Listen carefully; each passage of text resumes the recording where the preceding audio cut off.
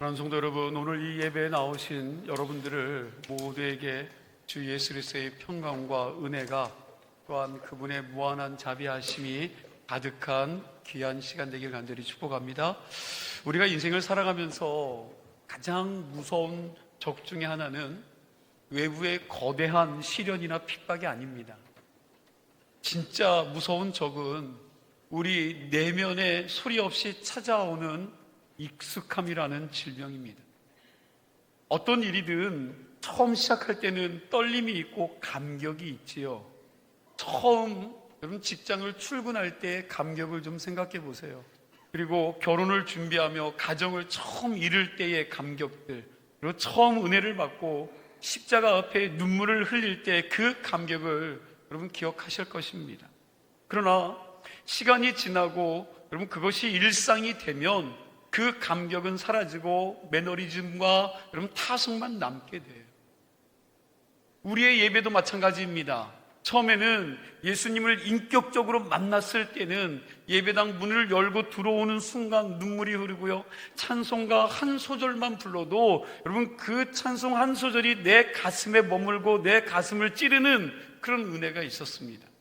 그러나 10년이 지나고 20년이 지나고 또 어떤 사람들은 모태로부터 신앙생활이 이어지다 보면 주일 아침에 교회에 나오는 것이 당연한 일과가 되고요, 목사의 설교도 오늘 말씀 좋은 말씀이시구나 하면서 그냥 지식적으로 흘려 듣게 된다는 사실입니다. 오늘 본문은 바로 그 익숙함의 덫에 걸려 인류 역사상 가장 위대한 축복이요 메시아이신 예수 그리스도를 눈앞에 두고도 그분을 배척하고 심지어 죽이려고 했던 나사렛 사람들의 비극적인 이야기를 다루고 있다는 거예요. 오늘 이 말씀을 통해 우리 안에 있는 영적인 매너리즘과 여러분 고정관념의 틀을 좀 깨트리고 주님이 선포하신 진짜 은혜의 역사를 회복하는 시간 되기를 간절히 소망합니다. 오늘 본문 14절과 15절 말씀 뜻을 생각하면서 우리 함께 읽겠습니다. 예수께서 성령의 능력으로 갈릴리에 돌아가시니 그 소문이 사방에 퍼졌고 친히 그 여러 회당에서 가르치심에 무사람에게 칭송을 받으시더라. 자, 오늘 이 본문을 보면 예수님께서 요단강에서 세례를 받으시고 광야의 시험을 이기신 후 무엇으로? 성령의 능력으로 갈릴리에 돌아오셨다고 기록하고 있습니다. 그리고 주님의 소문이 사방에 퍼졌고 여러 회당에서 가르치실 때마다 수많은 사람들에게 칭송을 받으셨다는 거예요. 예수님의 사역은 말 그대로 풍성한 성령의 역사로 가득 차 있었습니다. 그 기세를 몰아 예수님이 자기가 자라나신 고향 어디요? 나사렛에 이르렀습니다. 그리고 늘 하시던 대로 안식일에 회당에 들어가서 성경을 읽으시려고 서셨습니다. 나사렛 사람들은요, 큰 기대를 품고 예수님을 바라보았습니다. 이미 사망의 소문이 자자했던 이 예수가 고향에 왔으니 얼마나 대단한 이적을 행할지, 얼마나 놀라운 말씀을 전할지 눈을 반짝거리고 귀를 기울여 그들이 듣는 겁니다. 예수님은 이사야 선지자의 두루마리를 펴서 이사야서 61장 말씀을 읽으셨습니다. 그것은 메시아가 오시면 이 땅에 일어날 영광스러운 구원의 선포였습니다. 성경을 다 읽으신 후 예수님은요, 책을 맡은 자에게 주시고 자리에 앉으셔서 역사적으로 의미 있는 한마디를 던지십니다. 21절 말씀이에요. 우리 함께 읽겠습니다. 이에 예수께서 그들에게 말씀하시되 이 글이 오늘 너희 귀에 응하였느니라 하시니, 자, 이 글이 오늘 너희 귀에 뭐 했대요? 응하였느니라. 그럼 참 중요한 말씀입니다.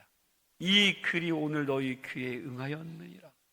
이 말씀은 너희가 수백 년 동안 그토록 기다려온 구원자 메시아가 바로 지금 너희 눈앞에 서 있다라는 거예요. 너희들이 그렇게 기다리지 않았냐? 구원자, 너희들이 그렇게 기다리지 않았냐? 메시아, 바로 그가 지금 너희 눈앞에 서 있는 나다. 그러면 엄청난 선언을 하신 거지요. 사람들은 처음에 깜짝 놀랐습니다. 그분의 입에서 나오는 은혜스러운 말씀에 감탄을 했습니다. 그런데 바로 그 순간 그들의 뇌리를 스쳐 지나가는 생각이 있었습니다. 그 감격과 놀라움에 단숨에 얼어붙게 만든 그들의 고정관념이 여러분 작동하기 시작한 거예요. 22절 후반절 말씀에 보면 그들이 이렇게 말을 합니다. 이 사람이 누구의 아들이에요? 예, 요셉의 아들이 아니냐. 이 사람이 요셉의 아들이 아니냐. 이 짧은 한 문장이에요. 나사렛 사람들이 구원받지 못하게 가로막는 치명적인 선입견이 고스란히 담겨 있습니다. 그들이 예수님을 너무나도 잘 안다고 생각을 했습니다. 야, 쟤 내가 어릴 때부터 본 예수야. 그 애잖아. 목수의 아들, 요셉의 큰 아들이 아니야? 내가 쟤들의 동생도 알고 제 어머니도 다 누군지 아는데 저 친구가 무슨 메시아라고 이야기하는 거야. 도대체 네가 무슨 메시아야? 너의 출신과 너의 가문과 너의 삶을 우리가 뻔히 다 어떻게 자랐는지 어떻게 성장했는지 다 알고 있는데 너 어떻게 그런 말을 할 수 있지? 그들은 지금 예언하신 말씀의 성취로 나타난 이 예수님의 신성과 성령의 능력을 바라본 것이 아니라 자신이 가진 과거의 기억, 여러분 인간적인 배경, 다시 말하면 익숙함과 자신들이 이미 알고 있는 선입견의 잣대로 예수님을 재단해 버렸습니다. 내가 잘 안다는 교만이 메시아를 알아보는 영안을 가려버린 거지요. 여러분 작년 10월에도 우리나라에 내한하여 공연을 한 바이올린계의 슈퍼스타 조슈아 벨의 이야기입니다. 벨은 거리의 악사 실험으로 유명한 사람인데요. 약 20여 년 전에 미국의 워싱턴 포스트 신문사에서 아주 흥미롭고도 충격적인 심리 실험을 하나 진행을 했습니다. 세계에서 가장 몸값이 비싸고 재능이 뛰어난 바이올리니스트 중에 한 명인 이 조슈아 벨을 낡은 청바지를 입히고요, 그냥 티셔츠 한 장 입히고 머리에는 야구 모자를 씌운 채 워싱턴 DC의 한 지하철역 구석에 그를 세워둔 겁니다. 그리고 그가 들고 있었던 바이올린은 무려 40억 원이 넘는 스트라디바리우스, 여러분 그 제품이래요. 저도 잘 모르겠어요. 이름도 어려운데 여러분 그런 바이올린을 그가 들고 있는 거예요. 이 조슈아 벨은 그 지하철역에서 인류 역사상 가장 아름답다고 찬사를 받은 바흐의 연주곡을요 연주하기 시작했습니다. 불과 사흘 전에 그가 보스턴의 대공연장에서 연주할 때는 여러분 좌석 한 석당에 수십만 원이 넘는 여러분 거금에도 불구하고 여러분 전 좌석이 매진될 정도로 사람들이 많이 와서 그 연주를 들었습니다. 그런데 지하철역에서 여러분 그가 연주한 지 45분 동안 약 1,100명의 사람들이 그 앞을 지나쳐 걸어갔습니다. 여러분 결과가 어떻게 나왔을까요? 수많은 사람들이 그가 연주할 때 몰려들고 그 자리에 감동을 받고 눈물을 흘렸을까요? 아닙니다. 연주가 진행된 지 45분 동안 걸음을 멈추고 그 연주를 제대로 감상한 사람은요 단 6명에 불과했습니다. 대부분의 사람들은 눈길도 주지 않고 바쁜 자기의 길을 가기에 바빴고요, 그가 연주를 마쳤을 때 모인 돈은 고작 32달러, 약 4만 원 정도뿐이었다고 그래요. 그것도 한 사람이 20달러짜리 지폐 툭 던지고 가는 경우가 여러분 그 정도였다라고 말하고 있습니다. 세계 최고의 거장이 들려주는 천상의 선율이 펼쳐지고는 있었지만 여러분 사람들은 출근길 지하철역에 서 있는 그 무명 악사라는 그들의 생각, 고정관념이죠. 그리고 선입견에 갇혀서 그 위대한 여러분 가치를 전혀 알아보지 못했습니다. 지하철역 구석에서 연주하는 사람이 대단해 봐야 얼마나 대단하겠어 하고 내가 바빠 죽겠는데 이 이른 아침부터 저게 뭐 하는 소리야? 여러분, 그들은 그렇게 생각을 한 거죠. 그러면서 그 길을 지나친 것입니다. 사랑하는 여러분, 오늘날 우리가 신앙생활 하면서도 이 지하철역의 행인들처럼, 그리고 나사렛 사람들처럼 행하고는 있지 않는, 내 신앙은 나의 잘못됨으로 인해서 그런 고정관념과 잘못된 것으로 꽉 차 있는 그 부분들 때문에 여러분, 그들과 같은 모습은 아닌, 예배는 여러분 늘 드리던 것이고, 성경은 다 아는 이야기고, 기도는 늘 하던 건데 이런 고정관념에 사로잡혀 있지는 않느냐는 거예요. 우주를 창조하시면서 만왕의 왕이시고 전지전능하신 그 하나님께서 오늘 이 예배 가운데 성령으로 임재해 계시는데, 우리는 늘 오던 교회, 늘 앉아있던 그 자리, 익숙한 목사의 설교라는 인간적인 조건에 갇혀서 하나님의 살아계신 영광을 제한하고 있지는 않는지, 오늘 여러분과 제가 이 예배를 통해서 다시 한번 여러분들의 마음을 돌아보셔야 된다는 겁니다. 여러분, 그렇다면 나사렛 사람들의 선입견과 불신 속에서도 예수님께서 강력하게 선포하신 복음의 실체가 무엇일까요? 오늘 본문 18절에서 19절 말씀입니다. 우리 뜻을 생각하면서 함께 읽겠습니다. 주의 성령이 내게 임하셨으니 이는 가난한 자에게 복음을 전하게 하시려고 내게 기름을 부으시고 나를 보내사 포로된 자에게 자유를, 눈먼 자에게 다시 보게 함을 전파하며 눌린 자를 자유롭게 하고 주의 은혜의 해를 전파하게 하려 하심이라 하였더라. 아멘. 예수님이 이 땅에 오신 목적과 교회가 선포해야 할 핵심 메시지입니다. 여러분, 다시 한번 주님의 선언을 한번 좀 귀 기울여 들으시기 바랍니다. 주의 성령이 내게 임하셨으니 이는 가난한 자들에게 복음을 전하게 하시려고 내게 기름을 부으시고 나를 보내사 포로된 자를 어떻게 해요? 자유케 하고 눈먼 자를 다시 보게 함을 전파하며 눌린 자를 자유롭게 하고 주의 은혜의 해를 전파하게 하려 하심이라고 말씀합니다. 여기서 예수님이 선포하신 주님의 은혜의 해, 여러분, 주의 은혜의 해는 구약 성경 레위기 25장에 등장하는 희년을 의미합니다. 희년이 되면 여러분, 이스라엘 땅에는 놀라운 대역전과 해방의 역사가 일어나지요.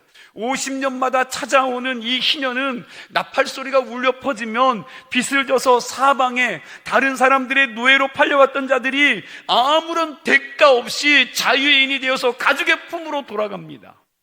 조상 대대로 물려받아서 여러분 농사를 지었던 그 땅들이 여러분 가난 때문에 남에게 팔아야 했던 이 토지도 원래의 주인에게 무료로 반환이 됩니다. 모든 채무가 탕감되고 모든 결박이 풀리는 기쁨과 해방의 해가 바로 희년이에요. 희년. 예수님은 지금 자기가 바로 그 영적인 희년을 가지고 온 분이라고 말씀하고 있는 줄로 믿으시기 바랍니다.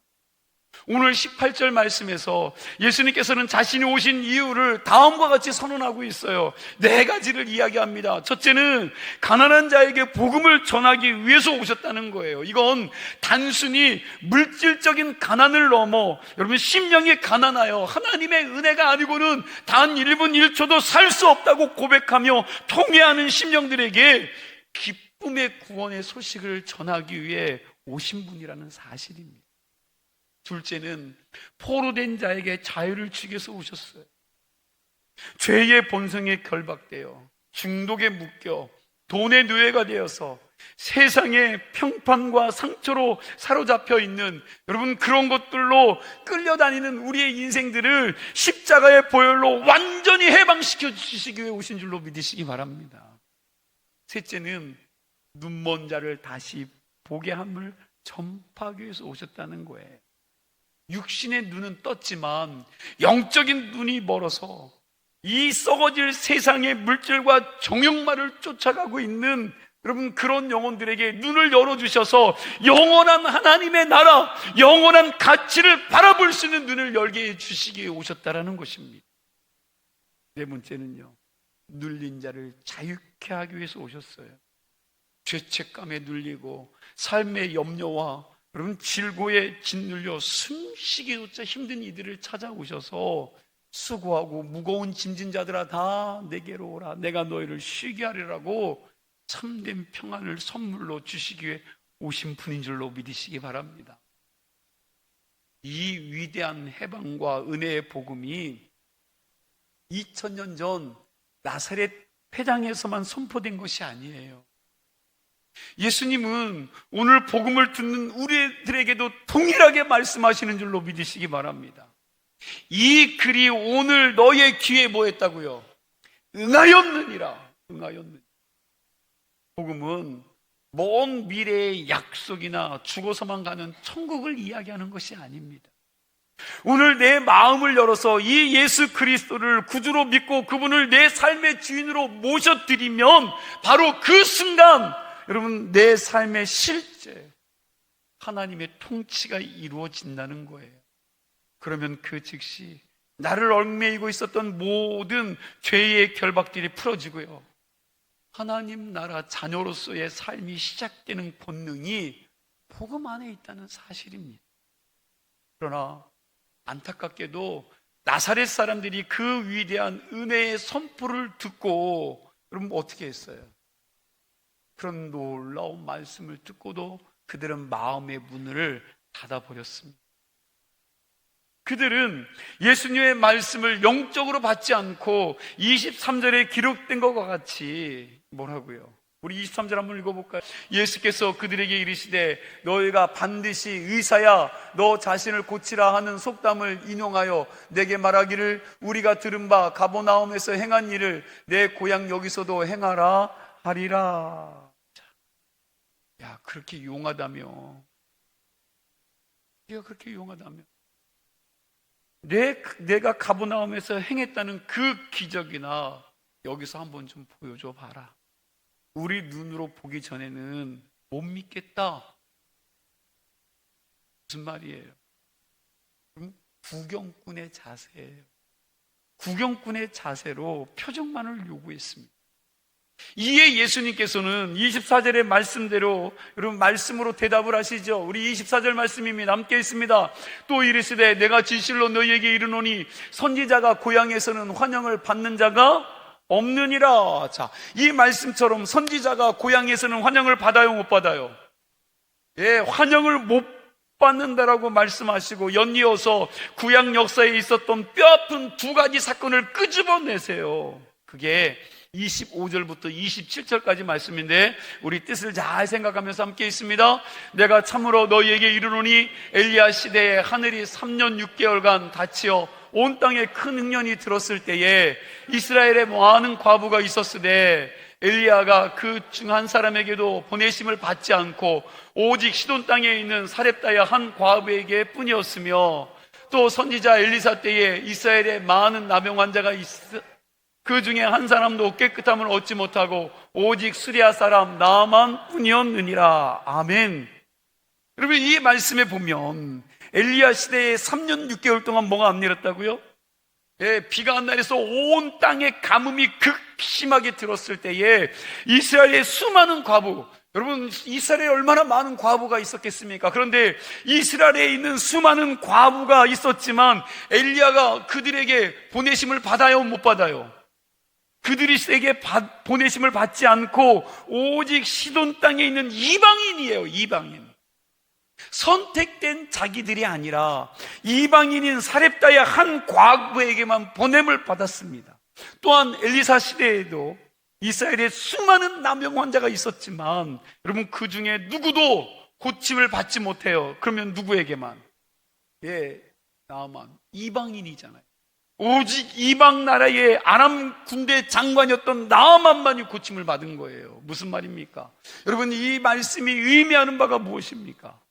하나님의 선택을 받았다고 자부하던 이스라엘 백성들이 불신과 매너리즘에 빠져 하나님의 선지자를 배척했을 때 하나님의 은혜와 기적은 그들을 떠나 오히려 겸손하게 말씀을 사모하고 있는 이방인들에게 그 말씀이 들려졌다라는 사실이, 아무리 내가 선택받았고 내가 아무리 하나님께 조명받고 있는 인생이라 해도 여러분 그 인생이 하나님을 불신하고 여러분 하나님을 멀리했을 때 하나님께서는 그 백성들을 찾지 않고 이방인이지만 선택받지는 못했지만 그 하나님을 사모하며 그 하나님의 은혜와 기적을 사모하는 그들에게 그 겸손이 그 말씀을 사모했던 그 자들에게 여러분 그 은혜가 흘러갔다라는 것입니다. 은혜는 당연히 여기는 자들의 것이 아닙니다. 은혜는 자격이 있다고 자만하는 자들의 것이 아닙니다. 은혜는 오직 내가 죄인임을 깨닫고 주님의 자비가 아니면 살 수가 없습니다라고 갈급해하는 자들에게 흘러가는 전능하신 하나님의 은총인 줄로 믿으시기 바랍니다. 나사렛 사람들은요, 예수가 자신들과 같은 고향 사람이라는 그 익숙함을 내세우고 자신들이 알고 있는 선입견으로 예수를 얕잡아 보았습니다. 그러나 그러한 교만과 불신이 결국 그들 눈앞에 있는 메시아의 기적과 은혜를 스스로 걷어차버리는 영적인 단절을, 비극을 낳고 말았다라는 거예요. 여러분, 평생을 인도의 캘커타에서 가장 낮고 소외된 자들을 위해 헌신했던 테레사 수녀, 여러분 잘 아실 것입니다. 거기 전기에 나오는 유명한 일화가 있어요. 한 번은 미국의 아주 부유한 상류층 여성이 테레사 수녀의 사역에 큰 감동을 받아서 그가 거액의 후원금을 들고 인도의 빈민가를 찾아왔습니다. 그 여성이 그 온 자리에 얼마나 화려하게 옷을 입었는지, 여러분 빈민가의 그 비참한 환경과 사실 별로 맞지 않아요. 그런 화려한 옷을 입고 그 빈민가에 와서 여러분 주변들을 돌아보면서 정말 동정 어린 시선으로 그들을 바라봅니다. 그러면서 이렇게 말해요. 수녀님, 이 사람들은 정말 불쌍하군요. 물질적으로 너무나 가난하고 비참해 보이네요. 제가 후원한 후원금으로 좀 이들의 환경을 개선해 주셨으면 좋겠습니다. 그때 이 테레사 수녀는요, 그 여성을 가만히 바라보며 조용히 이렇게 말을 던졌습니다. 자매님, 인도의 가난한 사람들은 먹을 빵이 없어서 물질적으로 가난하지만 그들은 작은 빵 조각 하나에도 감사할 줄 알고 하나님의 은혜를 갈망합니다. 그러나 제가 가본 미국의 대도시에는 수많은 사람들의 고정관념과 영적인 교만, 그리고 넘쳐나는 물질의 익숙함에 취해 하나님을 찾지 않습니다. 진짜 무서운 가난은 먹을 것이 없는 가난이 아니라 모든 것이 풍족하여 더 이상 하나님의 은혜를 갈망하지 않는 마음이 높아진 영적인 교만이라는 가난입니다. 부디 자매님, 나라를 위해서 기도하십시오. 마음이 높아진 영적 교만이 가난이라는 거예요. 빵이 없는 가난보다 푸녀 속에서 감사를 모르고 하나님의 은혜를 갈망하지 않는 교만이 더 큰 문제라는 것입니다. 풍요로움에 익숙해지고 신앙의 연수에 익숙해져서 마음의 통회함과 갈급함을 잃어버린 상태야말로 영적으로 그럼 가장 가난하고 눈멀고 갇힌 상태라고 지적하고 있는 거예요. 그러면 여러분, 제가 여러분들에게 질문하겠습니다. 여러분과 저는 어떨까요? 여러분 어떻습니까? 오늘 이 말씀을 들으면서 오늘 여러분과 저는 어떻냐고요? 나는 직분자니까, 나는 뭐 이 교회 한 4, 5대째 다니고 있으니까, 나는 헌금 이만큼 했으니까 당연히 구원받고 당연히 복을 받겠지라는 그런 영적 기득권에 안주하여 이 사렙다 과부와 나아만 장군이 가졌던 그 간절한 태도를 잃어버리지는 않으셨습니까? 영적인 교만 때문에, 당연한 것 때문에, 익숙한 그 삶 때문에 하나님의 은혜를 놓치고 있지는 않으신가요? 예수님의 이 날카로운 책망을 들은 이 나사렛 사람들의 반응이 어땠습니까? 그럼 이들의 반응이 어때요? 여러분들의 반응은 어떻습니까? 여러분들에게 오늘 이렇게 이야기한다면, 너희들 택했지만 하나님께서 너희들에게 은혜 안 부어주셔, 하나님이 너희들과 함께 하지 않아, 너희들은 터진 웅덩이야, 채우고 싶어도 채울 수 없어. 왜? 너희들은 너무 교만하니까, 너희들은 너무 악하니까, 너희들 안에는 하나님이 없으니까. 익숙함으로, 매너리즘으로 빠져있는 너에게는 내가 너를 만나줄 수 없어. 여러분, 이 이야기를 들었을 때 여러분 너희들의 반응은 어떨까요? 여러분, 이 나사렛 사람들의 반응이 어땠습니까? 28절 말씀에 보면, 우리 함께 읽어볼까요? 회당에 있는 자들이 이것을 듣고 다 크게 화가 나서, 말씀이 찔리면, 여러분, 그 말씀이 들려지면 회개해야 되는데, 여러분, 그 말씀이 들리니까 어떻게 됐어요? 화가 났어요. 화가. 다시 말하면 그들은 회개하지 않았습니다. 자신들의 영적인 실상을 지적하는 주님의 말씀 앞에 무릎 꿇지 않아요. 당신들의 상태가 이렇게 교만하고, 당신들의 상태가 이렇게 하나님을 잃어버렸고, 너희들이 나로부터 떠나 있는 인생이라고 말했을 때, 여러분, 무릎 꿇고 회개하며 주님 나를 살려주세요라고 고백해야 되는데, 이들은 오히려 자존심이 상한다는 이유로 자신들의 고정관념을 깨트리려고 하는 그 예수님께 분노를 터뜨리고 분노를 표출했습니다. 그들은 일제히 일어나서 예수님을요, 동네 밖으로 쫓아냈습니다. 그리고 그 동네가 건설된 산 남떨어지까지 끌고 가서 예수님을 미쳐 떨어뜨려 죽이려고 했습니다.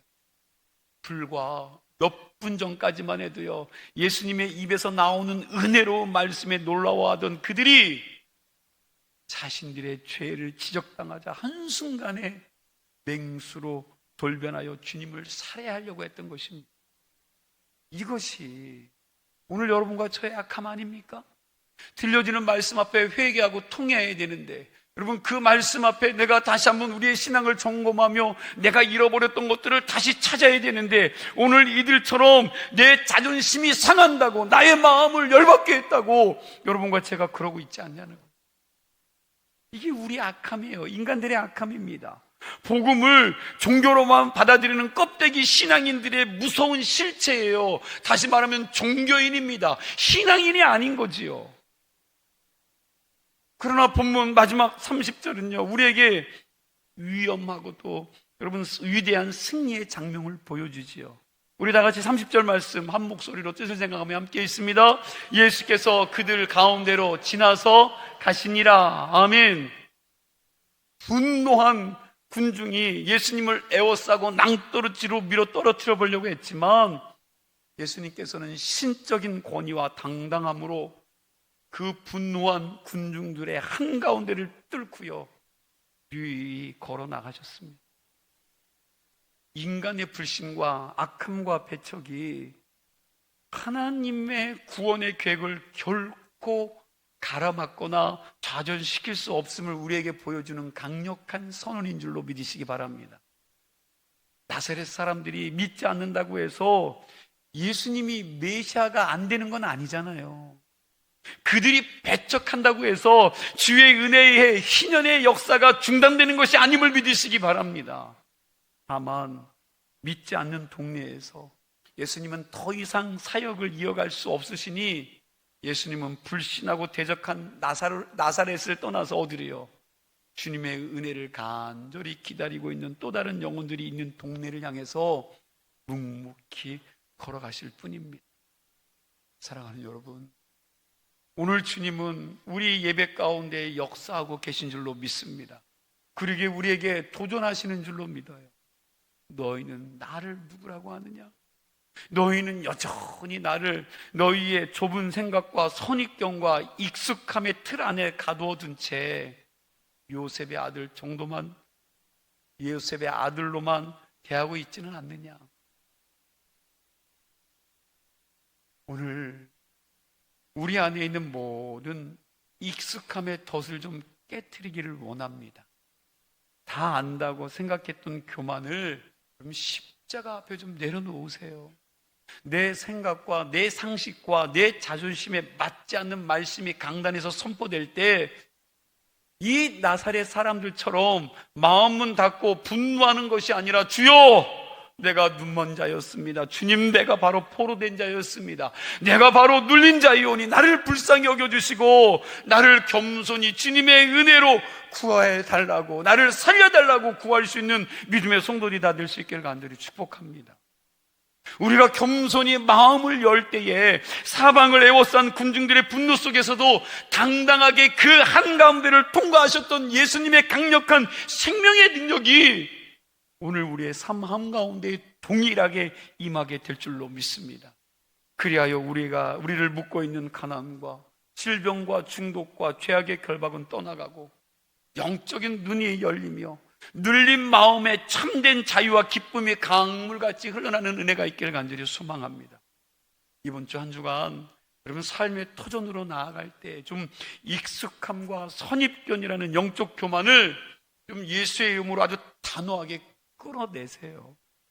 그리고 매일 아침 하나님의 말씀을 새롭게 대면하고 매 순간 성령의 능력으로 전적으로 그 하나님을 의지함으로 주님이 선포하신 영광스러운 주님의 은혜를 온전히 증거하고 누리며, 그럼 그렇게 힘있게 주님을 따르는 교회와 믿음의 성도들이 다 되기를 주의 이름으로 간절히 축원합니다.